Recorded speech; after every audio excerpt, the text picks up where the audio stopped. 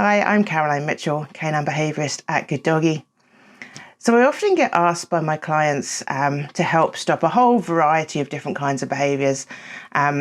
Most of them are fairly obvious, but some of them actually are pretty normal for dogs.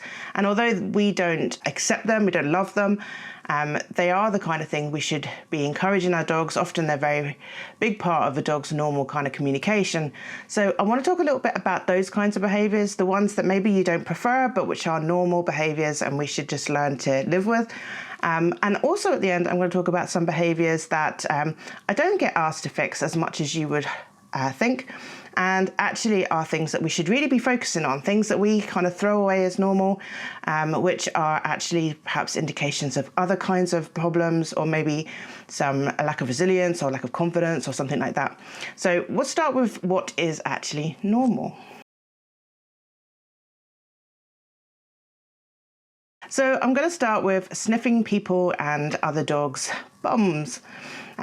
We really object to when our dogs are sniffing around somebody else's private parts and other dogs' private parts. For us, that feels quite rude and something that we wouldn't personally choose to do ourselves. But for our dogs, there is loads of information stored in those kinds of areas. They can learn a lot about who we are. Our scent tells them a lot about our age, our sex, what kind of state of health we're in at the moment. They can find out, are we pregnant? And when they get all this information, it really helps them know more about who we are and what we're about. Also, they're able to detect diseases and illnesses and conditions by sniffing around those areas. The more scent they can get from that area, the better it is. So some dogs are now trained, they're able to detect diabetes and Alzheimer's, and there's loads of other things that they can detect. They can detect a change in blood sugars, which is why it's useful for diabetes. They can detect heart rate changes. So there's so much useful information in those areas, and it's just a part of a dog's normal, natural, polite greeting. When they greet each other, the first thing they do is sniff around sort of the side of the face, around the neck area. They can smell a little bit from the saliva and things like that as well. And then they head to the bum to sort of complete the picture. And the smell they get from that is, I guess, the dog equivalent of your name. So they will put that scent in their brain, store that as somebody that they know that they're familiar with. So that's really important. So I don't discourage dogs sniffing around those areas because it's really a central part of their communication and their socializing skills of getting to know people and remembering who everybody is. Licking pee. I understand why people often object to their dogs licking another dog's pee. You'll see your dog do this when you're walking around the park. Maybe they'll just stop at a lamppost. They'll start by sniffing and then they'll move on to licking. Licking is just sniffing plus. They've found something really interesting on there and they really want to know much more about it. So when they lick the scent, then it activates more parts of their nose and their nasal kind of sniffing system, and it allows them to get that scent in much greater detail. So whenever they're doing that, what they want to know is who was here this recently, well, how recently. Maybe they want to see whether the dog that they're sniffing that peed on that post passed by very recently. Are they still in the park maybe? Perhaps they're trying to find out if it's somebody that they know really well. So there's so much information they can get from their pee. Just like when they're sniffing around crotches and bums, then licking pee is just getting much more information about whoever it was that left a pee recently. Playing rough is something that I am asked to stop a lot. People really object to seeing their dogs playing rough with other dogs. Mostly I think it's because we don't really understand it, and it's very easy to misinterpret rough play as something more, maybe some form of aggression. We misinterpret the signals that we're seeing as maybe the dog is hurting another dog and that dog is not loving it. So rough play is a really important part of socializing for a dog. Dogs all play in different kinds of ways. Not all dogs like to play rough, but play is there to help a dog practice life skills. So they will try hunting and pouncing and fighting, and they will try different ways to escalate and de-escalate problems with other dogs, and they'll do all of this in a really safe play environment. So you'll know when they're trying to play because they do a little kind of bouncy hop on their front feet. So they'll kind of just play bow, and it'll maybe only take a second while they just hit the ground and jump back up again. And dogs are really, really good at recognizing these signals. It's a big part of their communication. It's naturally how they invite each other to play and how they accept play from others. So once two dogs have agreed to play, then they will test different kind of play methods on each other and find a way that suits them to play together. Now, a part of play fighting and play hunting is one being the hunter and one being the hunted, or if you are pretending to fight, then one is the aggressor and one is the defender. So whenever you have these situations, then what you'll end up with is one dog that looks like it's attacking the other one, and the one that's being attacked will do a really, really good job of pretending they're in a huge amount of distress. This is all a part of the role play that is happening in that play session. But the important thing is that it started with a hippity hop, a little bounce, a little play bounce. So everybody knows this is not real, we're just mucking about. Think about the types of games that we might play, like wrestling, for example. That's a really obvious example of play that is practicing fighting in a really controlled way, and actually in a really obvious way. They're not great actors, those wrestlers, so we can see that this is all made up and it's all just for show. It's exactly the same for dogs when they're playing rough, except for they're much better at it than we are. So we often think that maybe this has gone a little bit too far. The key thing to look out for is when a dog has had enough of the play, or it's got a bit too rough, or it's a little bit too exciting, or whatever, or they're just tired and they need just a little second just to catch their breath, because sometimes they don't need an awful lot of pausing. But the thing to look out for is that the dog will stand really, really still, and they'll kind of stretch up a little bit, and they'll look just to the side. So when you see that, that is a dog saying to the other dog, can we just take a wee break for a second, or can we calm down, or whatever. So it's a bit like a not now. When you see that, that's your cue then to notice whether the other dog has responded to that in the appropriate way. So if the other dog then goes, okay, fine, and just wanders off, usually they'll kind of just sniff the ground and just move away, then you know that the first dog was able to communicate effectively to the second dog, and the second dog listened, and everything is fine because they know how to control this play. And maybe just literally half a second later, the first dog has caught its breath and they want to do it again. So they'll go back to the hippity hop bow, that little bounce, and it'll all start again. If a dog is lying on the floor squealing and squealing, then it might just be that they're just doing a really, really good job of being the injured party in this kind of fight routine that they are acting out for you. It's important to be able to play that role as well as the aggressive role, because these are life skills that your dog is practicing, and at any time a real true aggressive dog might come over to them and cause a problem. They need to know how to get out of that situation. So it's really vital for them to play both sides of this coin and to practice all of this play. So if you're worried about your dog doing this with dogs that you don't know, then the ultimate solution to this is to find a dog that your dog can become really good friends with. Look out for those signs. Look out especially for the sign where the dog does know how to control the situation and how to say, please stop when they want to, and watch for that confidence building sign that the other dog is paying attention to that. And then you can relax and let the dogs just get on with it, because you know that if it's too much, they know how to stop each other. And you've seen the play bow, so you can just get on with it and relax and just enjoy watching them play rough. There's another reason why play rough is really important for dogs that like to play that way, and that is because it is a really, really good way to release tension and frustration. So especially dogs that have a build-up of frustration, perhaps during the day, they are very vulnerable to frustration. This is a good way to let it out. If you have a dog that is frustrated, you will notice that they will probably do things like mouthing a lot. Could be on you, on your hands or your coat. Maybe they pounce and try to grab your coat, or perhaps they're doing this on other objects and things like that. Maybe they destroy bits of furniture, that kind of stuff. So these are good ways to release frustration. Humping also is another good way to release frustration, but playing rough is an excellent outlet for it, and it's much more fun. So if these are the kinds of problems you're having, then allowing rough play might well be a really good outlet for your dog. Might be really important into solving those kinds of problems. As I say, build up of tension, anxiety, all of that kind of stuff, but frustration, really importantly. Scratching the dirt.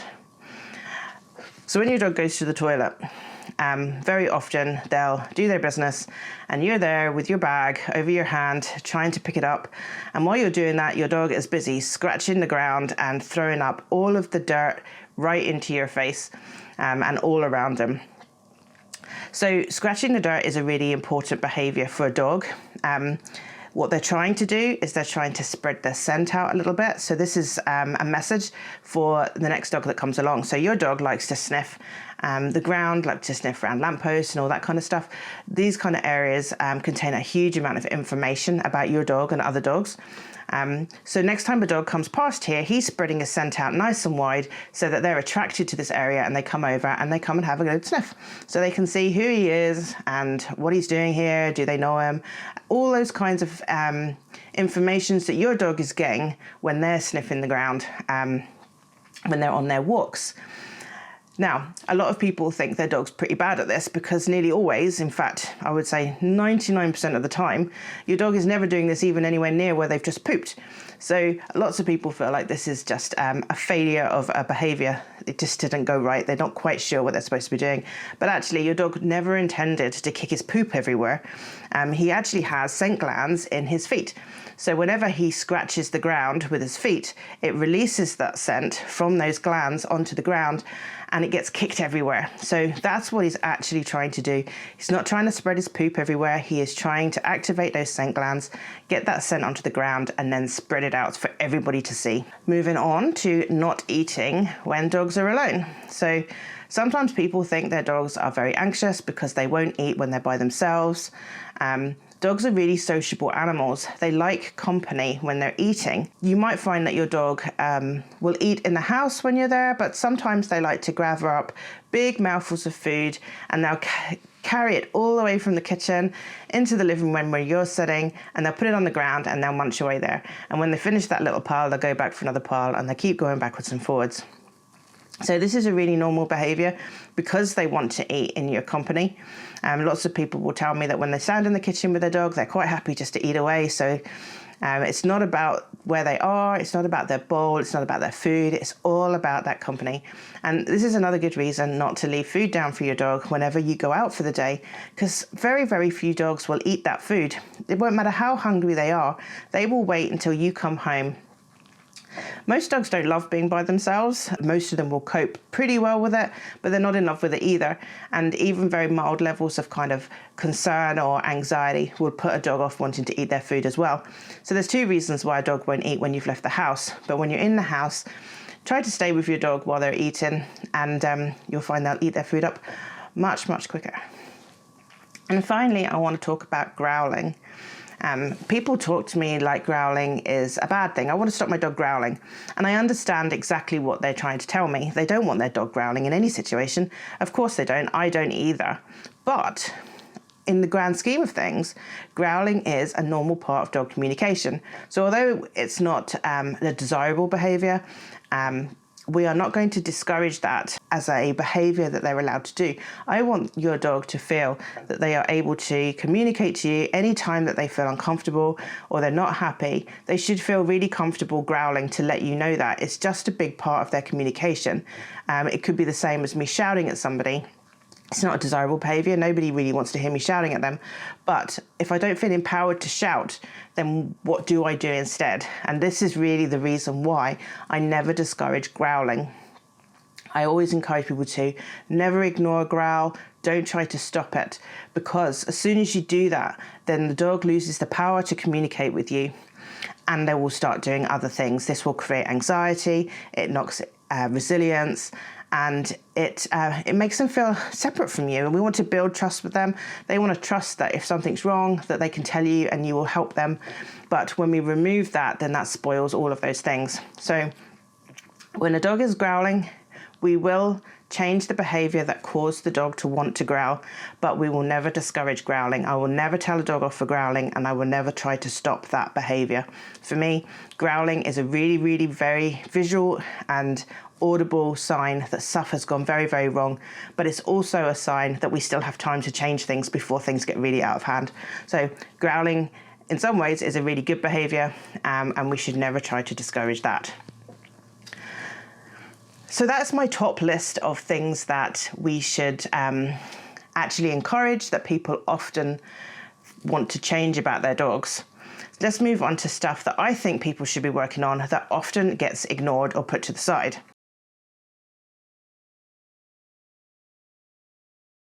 So, jumping up is a big problem behaviour, I think. I don't mind dogs that jump up on me, so if you're watching this video and you're one of my clients, don't feel bad if your dog has jumped all over me. Don't even feel bad if they knock me over. I really don't mind it, but it does tell me something about the dog and their ability to manage their emotions. When a dog is jumping up on somebody, they've gone over threshold, and this is why I think that dogs that jump up should get a little bit more help with this behaviour, because once a dog has gone over threshold, I did a whole video on this, by the way, so you can check that out, but once they've gone over threshold, it means really they're in a realm where their brain is not switched on. They're not considering what best behaviour to show. They're not thinking situations through, and this means that now they've become a little bit reactive and a little bit unpredictable. And this is why, for me, jumping up is a worry, because it's a kind of a gateway to that kind of stuff. When a dog gets very overexcited and they're jumping up because of that, almost anything could happen. When the brain really switches off, they could be reactive to a hand moving in a sudden way, more people, anything like that. So they might start then jumping up, they might start mouthing at your coat, grabbing at your hands. Maybe they start trying to snatch things when you're trying to give a treat, or you're trying to encourage them to do something different. So essentially you get out of hand really, really quickly. So it's not the jumping up that's the problem, it's the fact that actually they've gone over that threshold where their emotion has become too overwhelming that they can't contain it anymore. And now they're heading towards an area where they could become maybe a little bit dangerous. They might knock somebody down, they might hurt somebody by grabbing at them. They're not going to be being gentle when they're using their mouth, that kind of stuff. So this is a thing that is potentially about to go wrong. Some people don't mind. They go, I don't have a lot of visitors, and you know, I love when my dog jumps on me and I get cuddles and things like that. I totally get all of that. As I say, I don't mind being jumped on, but it does indicate other things that maybe would be better to be worked on. Secondly, I like to work on when dogs are anxious of other dogs. Dogs should never be anxious of their own kind. This is a really strange thing. Imagine as a human being nervous of other humans. It's just not right for a sociable animal to kind of feel vulnerable amongst their own kind. They should feel confident communicating with others of their own kind. They should feel confident playing with others of their own kind. And actually being able to do that and do it well is a big part of resilience and confidence in dogs. So if your dog is struggling to socialize with other dogs, even if actually it doesn't really matter too much in terms of your walks, maybe you don't meet very many dogs, you might live in the middle of nowhere and your dog never meets another dog in their day, and you're quite happy with that, and that's okay. Except for that it does show that that dog is not communicating regularly with their own kind in their own language and in their own way, and that could affect their resilience and confidence. So it could affect the way that your dog responds to other situations. So maybe your dog might have a little bit of separation anxiety as a result of not being able to talk their own language with other dogs, not able to practice that. And actually communicating with and spending time with members of their own kind is part of the RSPCA's 5 freedoms. So in their 5 freedoms, they've set out a set of guidelines about the best practice for looking after animals. And it's not just pet dogs or even pets at all. This includes farm animals and working animals and all that kind of stuff. So this is part of their guidelines that say to provide well for your dog should have, and it includes food and water and shelter and those things, but also being able to socialize with your own kind is on that list. So if your dog is not able to socialize, and even if you're managing to get around that somehow, do work on that. I think that's an important thing just for their own mental health and their well-being. So dogs that don't sniff. Sometimes when I go out for a walk with a dog and I'll see them, they walk very proud with their head up the whole time. They're maybe a bit frantic. They're looking around them the whole time. They're not really getting their nose onto the ground. They're not picking up scents. I can see that that nose is not being used when they're out walking. And that's a problem for me. I like to inspire dogs to use their nose to find their way around and to see their environment. It's their primary scent. It's how they explore. It's how they see. When they know how to get home, it's because they recognize the scents that are on that route, so they follow those scents. When they want to go somewhere else, they follow those scents. When they go to the park, they know where they are because of the scents in the park. They don't find things with their eyes, or they're not supposed to. So a sort of an equivalent of this would be asking a child to explore their environment with their eyes closed, using just their other senses.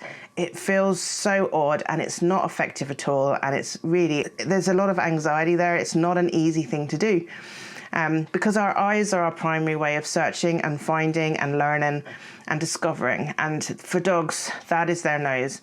So when I see dogs walking around without sniffing, they don't have to stop and sniff every little thing, but just to see them occasionally getting attracted by a scent, picking up scents in the air, showing interest in scent, that's what I'm looking for. But when I see dogs that don't do that, then that's something that I would like to inspire them. So if you find that your dog doesn't do an awful lot of sniffing at any time when they're out for their walks, then that's something that I think could be worked on. Peeing in the house. Surprisingly, not everybody that has a dog that pees in the house wants to change that. And I guess that's fine for some people. Everybody has a different way of doing things. They use sometimes pee mats, sometimes not. Just clean it up as you go along. I guess that's your personal choice, but peeing in the house can also be a sign of anxiety and stress. Dogs are designed to pee away from where they rest. They want to keep their den area clean, and your whole house should feel like a den for your dog. So they should leave the house, leave the den to do their business, and then come back into the house to rest, eat, play, and do all those kinds of things. So that's a much more natural way to live. And I do understand when people live in flats and everything else, then things become a bit more complicated. But if you can, then just go for broke. Train your dog to go outside, get rid of the pee mats, don't let them pee anywhere in the house, and work on that, because it's just so much better for them in terms of what my house is and where my pee spot is. Barking. A lot of barking is normal, and I wouldn't try to stop just a reasonable amount of barking. Dogs like to bark to tell you that there's something wrong. They will bark to tell you somebody's come to your house, and that is all perfectly fine. A certain amount of barking is always very normal, but when it gets out of hand, it can be an indicator of anxiety and feeling unsafe. So when dogs bark continuously, maybe they're barking at a guest for a prolonged period of time, maybe they've been triggered at the front door with a postman, but it takes them a while to calm down. In these situations, then this is something that should be worked on, but not the barking itself. Let's look at the reason why. What's gone wrong? Is it because your dog feels unsafe? What we consider to be a safe home is not the same as what our dogs consider to be a safe home. We can put locks on our doors and our windows. We put fences around our property, and we feel very safe because of that. We know we have a police force that we can ring at the drop of a hat, and they will come running to our house if there's a problem. But we have no way to communicate that to our dogs. So sometimes our homes can feel very chaotic if people are regularly walking past, regularly coming to your door, regularly delivering parcels. Maybe actually you have an open door policy and lots of friends and family just walk in and out of your door whenever they arrive. This is really stressful for a lot of dogs, and this can create a feeling of unsafe. They don't know that you've vetted that person in advance. All they know is that people just keep coming and going, and it doesn't feel like there's any kind of control over it for them. So looking at the house and your security from a different point of view can really, really help a dog to feel safe if that's the reason why they're barking. Separation anxiety, again, is characterized sometimes by a lot of barking, so that can get sorted out, but we're going to come to separation anxiety next. So separation anxiety, as I say, can be characterised by barking, but maybe also peeing in the house. We've already talked about that one as well. Chewing, being destructive. There are lots of ways a dog can express separation anxiety. And the reason why it's on this list is because a lot of people feel like they can actually sort of circumvent the problem. They get dog sitters, they have work schedules that can be coordinated, they have friends and family and everything else. So between a whole team of people, the dog actually never has to spend any time on their own. So therefore we feel like we've fixed that problem, but we haven't. Separation anxiety is a sign that something is wrong. It shows me that a dog is lacking confidence in some areas. They are certainly lacking in resilience, and it could indicate trauma or something else. So even if you can manage your dog's day so precisely that they never have to spend time on their own, I still think it's worth working on this problem, because then your dog will have that confidence that they're currently lacking to handle that situation, because dogs should be able to handle being on their own for short periods of time. And if they can't, then it does indicate something has gone wrong in that confidence. Imagine yourself being afraid to be in the house on your own, and you know what might have caused that. And you'll kind of start to get a bit of a feeling of what our dogs are going through. And whilst you can solve the problem by never actually going out or leaving the dog by themselves, it still doesn't take away from the fact that that dog has a problem that has caused them to feel that way in the first place. Whatever that problem is, it's worth addressing that, because then that dog has got that confidence that they might need. And finally, a really big one is biting. Oddly enough, I don't get asked to fix this as often as I think I should. Often people will brush biting away as, oh, he's not aggressive, he's just overexcited, he's not aggressive, but he's just doing this. But really, biting is biting. If a dog has bitten somebody, something has gone very, very wrong. Even if it's just a little mild bite, we still need to work on that, because even if the dog is overexcited, they're too overexcited. If they're biting because they're frustrated, or because they're angry, or because they're anxious, then we know that previous communication has been missed. When a dog gets to biting, they've tried a lot of times to tell you that something is wrong. Growling comes a few steps before biting, so that's why I like to encourage growling, or at least not discourage it, because it gives me a chance to do something about a situation before it gets to biting. But when it gets to biting, a lot of things have gone wrong. A lot of communication has been missed, and your dog is not in a situation where they are in control of their behaviour and what they're doing. So even if your dog has got away with a few little minor bites, you know, people have shrugged it off because you've left with a little dent in your hand and a little bruise. Don't think it will always be like that. When your dog has lost control of themselves at that level, the next one could be bad. So don't shrug off biting as something that, you know, little dogs just bite sometimes or anything like that. Biting is a big problem, and it's an indicator of other things. So those are my two lists: stuff that is normal, that often I get asked to fix, and stuff that isn't normal that I don't usually get asked to fix. Hopefully that's given you some ideas about what you can do next with your dog's behaviour training, and if you maybe need to start looking at getting a behaviourist. Good luck anyway, and I will see you on the next video. Take care for now. Bye bye.